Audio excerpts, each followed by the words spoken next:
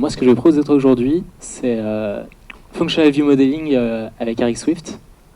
Alors, c'est une manière de faire du MVVM. Pour ceux qui n'en ont jamais fait, je parlerai un peu de ce que c'est, qui est un peu différente dans la manière habituelle.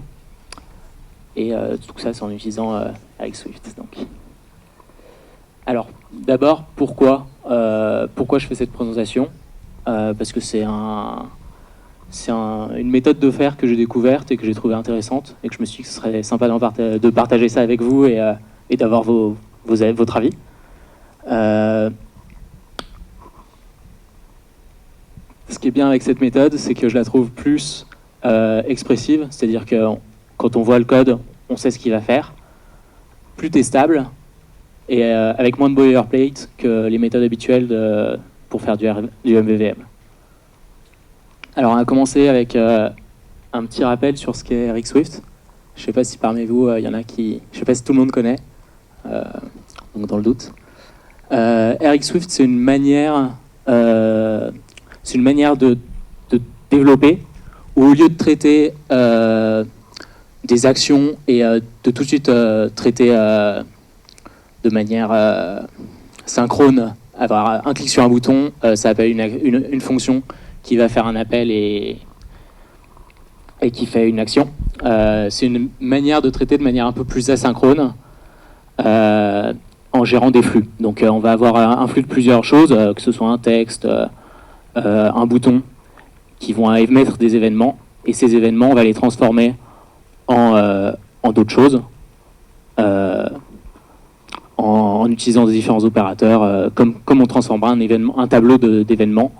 L'idée, c'est on utilise un observable, et cet observable, on le transforme et on l'utilise pour faire des actions.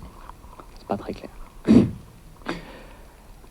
Alors, je vais vous parler de MVVM, ce que c'est MVVM. Alors, d'abord, on va parler de MVC, ce que c'est que MVC. MVC, l'idée, très simplifiée, c'est on a des vues qu'on appelle un view controller en iOS, et depuis ce view controller, on va faire tout ce qui est appel réseau, tout ce qui est appel à la base de données, et tout ce qui est appel au modèle.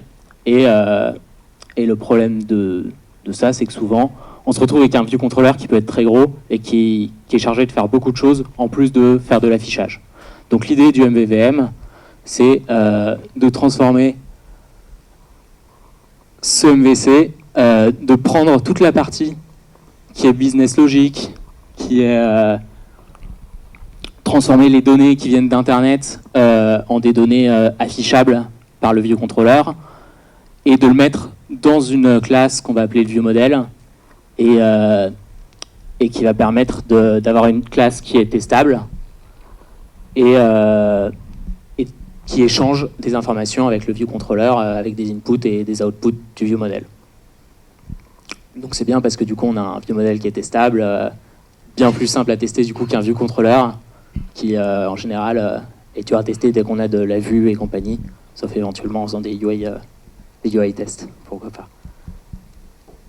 Alors il y a plusieurs façons de faire du MVVM. Une des façons qui existe, c'est d'avoir un view model dans lequel on va avoir des fonctions input. En tant qu'input du view model, on a des fonctions, et ces fonctions, elles vont par exemple faire un appel réseau. Donc, je ne sais pas si vous voyez bien là, mais l'idée par exemple, c'est depuis le view controller, on a un bouton. Au moment du tap, on vérifie que l'utilisateur a tapé plein de fois. Donc on débounce, c'est-à-dire qu'il y a un événement qui est émis qu'au bout d'1 seconde. Ensuite, on va voir le texte. On vérifie que le texte n'a pas changé. Et ensuite, on appelle le view model. Alors le problème de cette méthode, en ayant des fonctions en input du view model, c'est que il y a toute une partie qui se retrouve dans le view controller, alors que c'est de la logique métier entre guillemets, le fait de ne pas faire plein d'appels, le fait d'utiliser la dernière valeur du texte, c'est des choses qu'on aimerait pouvoir tester en réalité. Donc ça, c'est des choses voilà, donc c'est pas forcément idéal, et en plus on a cette petite closure avec le weak self que des fois on oublie, qui peut faire des leaks, c'est pas forcément très agréable à utiliser. Un autre moyen, Ouh, les belles polices. Un autre moyen, c'est d'avoir une classe ViewModel qui a en input des publish subjects, c'est-à-dire des objets dans lesquels on va pouvoir envoyer des données et qu'on va pouvoir observer plus tard dans notre ViewModel. Et en output, les données qu'on va pouvoir utiliser pour afficher le ViewController.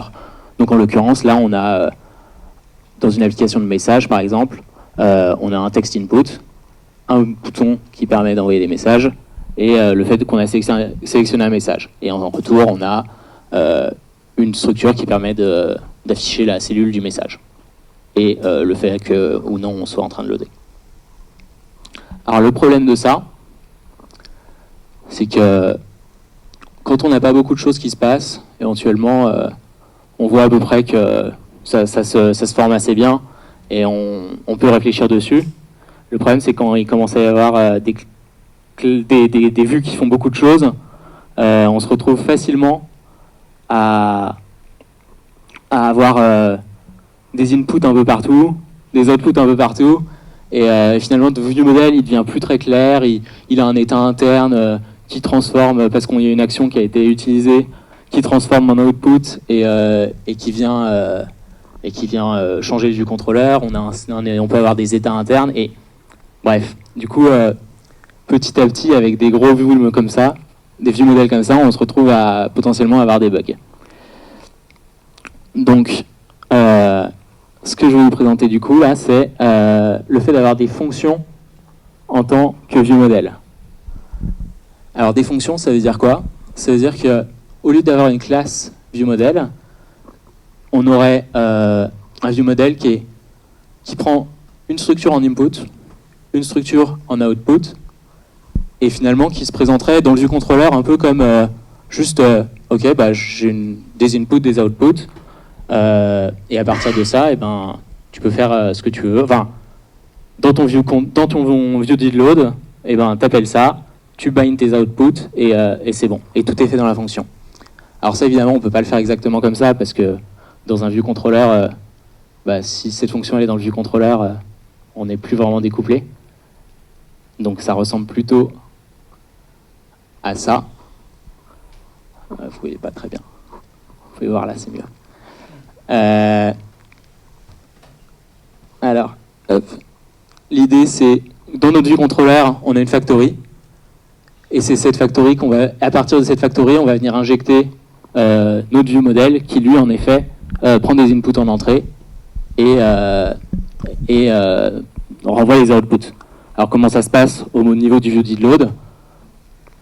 On va créer nos inputs, simplement en se liant aux éléments de notre vue.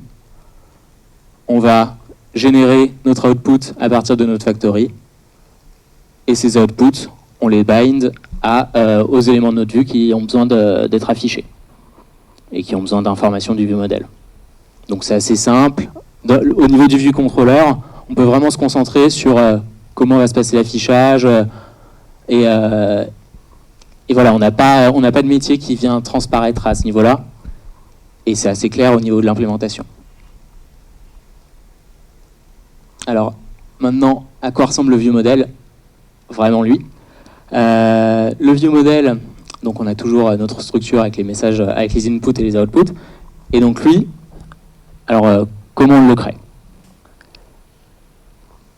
Alors ce qui se passe, c'est que c'est une fonction qui va prendre en entrée les dépendances externes.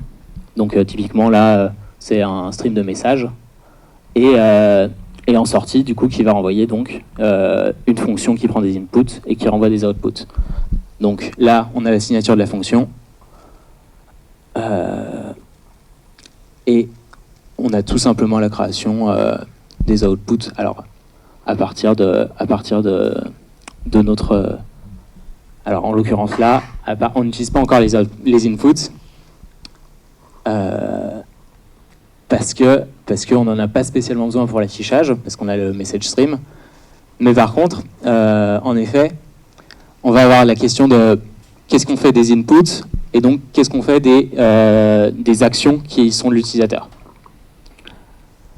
Alors, au niveau des actions, ce qui peut se faire, du coup, c'est d'écrire un enum qui va décrire toutes les actions possibles depuis notre vue. Donc en l'occurrence, les actions possibles, ça va pouvoir être créer un nouveau message et afficher le message. Ce qui fait qu'on doit changer un peu la signature de notre vue modèle, puisqu'on prend maintenant des inputs en entrée, des outputs en sortie et des actions. Par contre, au niveau du view controller, il n'y a pas besoin que ça bouge. Ce sera juste, on modifiera, on injectera juste input-output et les actions, elles pourront être gérées à l'extérieur par la personne qui a créé le view controller et qui a inséré le view model. Alors là, comment ça se passe? Donc pour la gestion des outputs, c'est toujours la même chose. Et par contre, pour créer des actions, eh ben, on prend les inputs, on fait ce qu'on veut, toute la logique métier, et on peut créer les actions ou les side effects qui vont, eux, pouvoir, par exemple, gérer la navigation, gérer des insertions en base, ou des choses comme ça. Alors, ce qui est bien avec cette méthode de faire les choses, c'est que avant même d'implémenter notre view modèle, on sait déjà tout ce dont on va avoir besoin. On doit déjà poser tout ce que le view model va faire. Et du coup, ça permet de se poser la question de ce que va faire le view controller.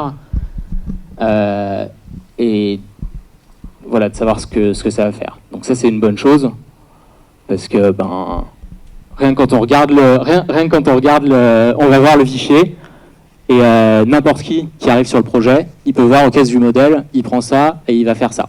Donc non seulement quand on développe, c'est pratique, mais aussi quand on va débarquer sur un projet qu'on ne connaît pas forcément, tous les view models, on sait ce qu'ils font. Alors pour récapituler, tout ce qui est fait dans le view model, c'est défini en haut par des actions et des inputs et des outputs.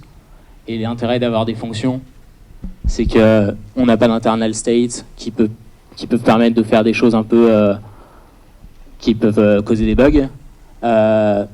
Et à partir de certaines inputs, on devrait toujours avoir les mêmes outputs et les mêmes actions.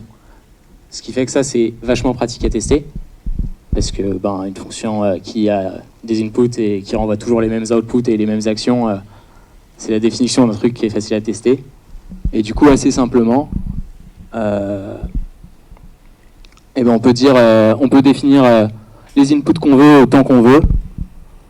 On peut définir... Oups.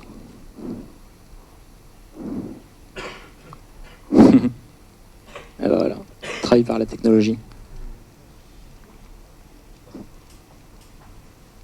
On peut définir les inputs qu'on veut au moment qu'on veut et vérifier que les actions sont bien celles qu'on attendait.